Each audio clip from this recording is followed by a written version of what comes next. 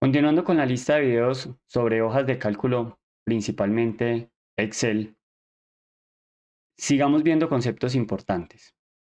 Es fundamental conocer cuál es la diferencia entre una tabla, una hoja de cálculo, qué es una base de datos, qué es un libro de Excel. Entonces hablemos sencillamente de ellas.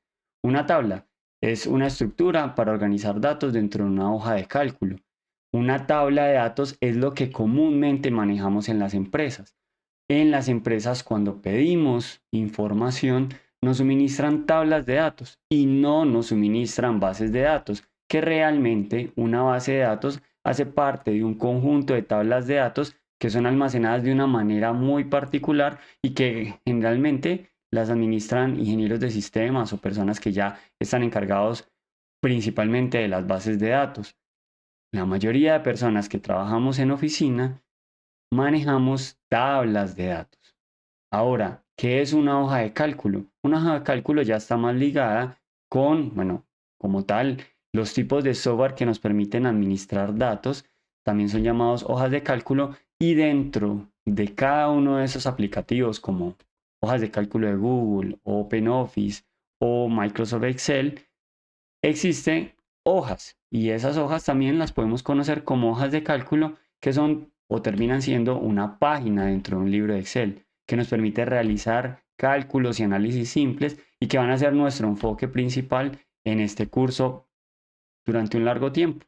Luego comenzaremos a ver más adelante cómo relacionar diferentes hojas de cálculo que tengan diferentes tablas y cuando esas tablas se relacionan, cómo hacerlo. También tenemos un libro de Excel. ¿O qué son los libros de Excel? Finalmente, los libros de Excel terminan siendo archivos. Archivos, lo que llamamos como tal archivos que guardamos cuando en Microsoft Excel le damos archivo guardar como, o en hojas de cálculo de Google lo guardamos dentro de nuestro Drive o unidad dentro de la nube. Y recordemos entonces que base de datos corresponde ya con una estructura más organizada de un conjunto de tablas de datos. También, como concepto importante, es interesante aprender que los datos en una hoja de cálculo vienen organizados por columnas. En este caso tenemos la columna A y la columna B, se está mostrando en esta imagen, y que esas columnas también, si hablamos ya de manera analítica o en estadística, las podemos llamar variables. Esta sería la variable producto y esta la variable valor en pesos. O también la podemos llamar campos, hablando un poco más ligándonos con bases de datos o con tablas dinámicas, hablamos mucho de campos, el campo de producto y el campo de valor en pesos. Por lo tanto, esto termina teniendo tres nombres: columna, variable o campo. Estas que están en modo vertical. Ahora, las que están en modo horizontal corresponden a filas. En este caso estamos resaltando de rojo la fila 2, que sería también el registro 2. Tenemos una tabla en la que registramos los productos y cuánto es su valor en pesos, y en el primer registro que aparece en la fila 2 de la hoja de cálculo tenemos el registro de cuadernos que tienen un valor de 1.550 pesos. Cada línea de estas es un registro y es fundamental entender esto para poder trabajar con tablas dinámicas.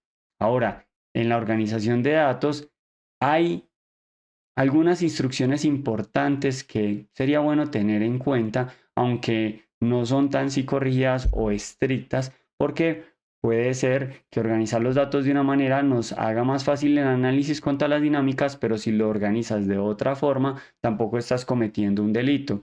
Puede ser que no sea tan fácil analizarlos, pero si tienes en cuenta algunas herramientas, podrías luego llegar a hacer el análisis. Con esto me refiero a lo siguiente: muchas veces acostumbramos trabajar datos que tienen que ver con fechas y con registros. Por ejemplo, en este caso, hablemos de los registros de unos vendedores y queremos registrar cuánto vendió en cada uno de los días.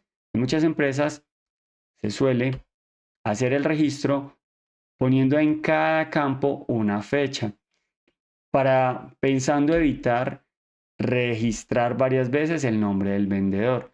Sin embargo, hacer esto, por ejemplo, para trabajarlo con tablas dinámicas, lo va a ser muy dispendioso, pudiéramos más adelante aprender herramientas como lenguaje R o Python que nos permitirían transformar esta tabla de datos muy fácil en esta tabla de datos, y entonces ahí es donde digo que no estamos cometiendo un delito si lo organizamos así. Pero si tú solo sabes tablas dinámicas o estás aprendiendo apenas comenzando en el mundo de analítica de datos, te va a costar un poco hacer un análisis de datos que están organizados de esta manera.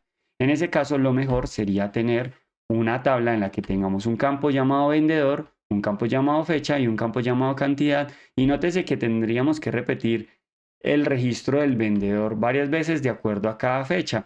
E incluso estamos repitiendo las fechas. Una fecha para cada vendedor, donde por ejemplo el 1 de febrero del 2023 está para 3 vendedores o 4, perdón, y así sucesivamente. Y tenemos las cantidades. Pero hacerlo así te va a permitir trabajar muy fácil con tablas dinámicas. Esto lo estaremos viendo en los siguientes videos, donde aprenderás sobre tablas dinámicas y te darás cuenta el porqué de esta explicación. Nos vemos en la próxima y muchas gracias.